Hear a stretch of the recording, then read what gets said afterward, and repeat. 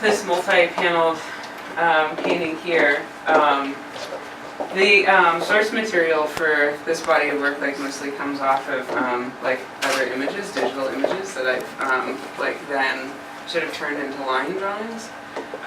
So this was actually from a porn movie, and I was watching it, and as it was like going, this was purely for research purposes, but as I was like watching it, I started watching like this woman, the actor, her face sort of like changing as the movie went on, like starting off very kind of fresh and bright, and by the end, you know, the mascara's running and she's bright red, and so I started like watching it slowly, and I started to find these moments where I felt like maybe like a kind of emotion was like escaping out of this like performance, thinking of like a porn not really being like about kind of the emotional sort of texture, but more of kind of like the physical sort of, and I usually think of like the performers as having kind of like a mask-like quality.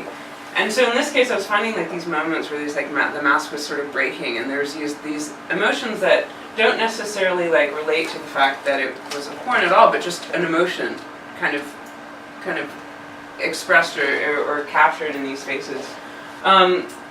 So from those moments, I sort of like kind of captured them and changed them into the line drawings, and then I added the oil paint and went with Alex to this hobby shop. He was buying some like film for some sculpture that he was doing, and I found this like red, and I was like, well, that's cool, I like this red, and I started to think of it, well, it's like, you know, if I glue it to the canvas, it's just like a pigment, I'm just gluing this pigment.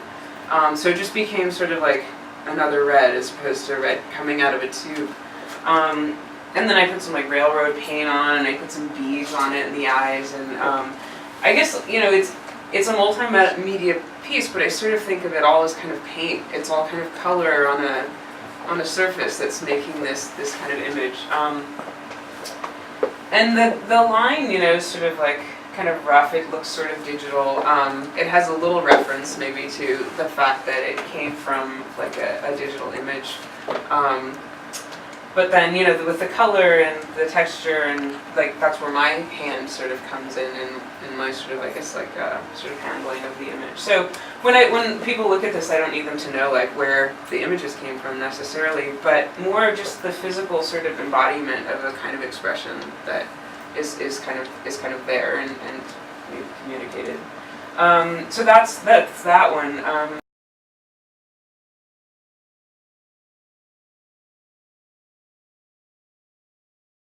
Like sort of dropping out of they're skydiving.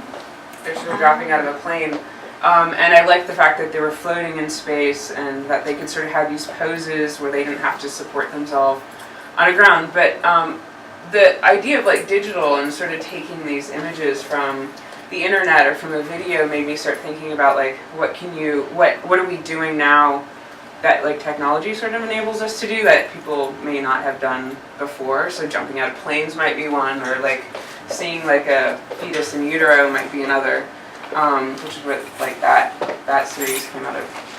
So I did these and like, you know, I'm using these sort of like paper transfers to get that black line on there, and the paper residue kind of reminded me of, it gave me like kind of a cloudy atmospheric kind of quality, so I just sort of left like the paper there instead of going through the process like I did of these to really get it away. So the paper marking itself started to become like its own sort of texture and its own sort of mark.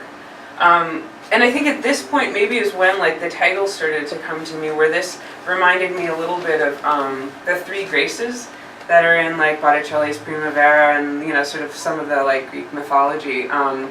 Of these, you know, these sort of floating, graceful, gravity-less figures, and so I started to like find these in these images something I think that I would find in history or mythologies that I started to like kind of pick up.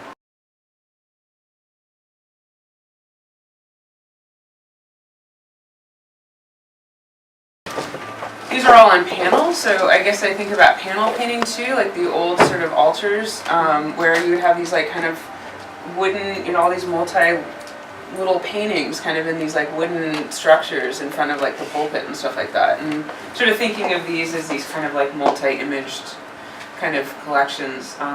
So anyway, so these like icons. So these guys are these, again, like kind of technologically enabled figures. Like this is a woman who became a man but then became pregnant, right? Which is like totally this like kind of contemporary body. And then this a woman is actually a man. He's a model in Europe, a fashion model, but reminded me in some ways of some of the Renaissance sitters, some of the Renaissance portraits, the way they sort of look at you, and some of, I don't know, there's a kind of likeness there. So I found it sort of interesting, like by doing these sort of reductions to these like line drawings, and that there's these similarities that could be sort of teased out, at least for me. That suddenly, you know, she looks like she could be in the 15th century. And then these, like I said, I guess have the, so I started to think of these as like kind of, I don't know, like icons. I mean, models, fashion models today would be icons for us in a way. They'd be these sort of representative of like something ideal. I did one that's not here, that's like models falling in the runway. You know, like I like these slippages. You know, it's like it looks like something at one point, and then it's not quite what it seems at the end. Like I guess those are the kind of images that I'm sort of curious about. Like those are the ones that kind of make you want to look a little bit. You know, and painting, I think, is a little bit different than like you know, kind of surfing the internet where you can see like a gazillion images at once, because you can kind of spend time with it. It's this image, it's there still, and it kind of unfolds if you sort of let it. So, and then I guess I came to these guys most after the rest of them, and I guess, like I said, they were sort of like, well, you know, what kind of figures can we see, you know, with this like technology we have? And these kind of, you know, they're these like babies in the womb.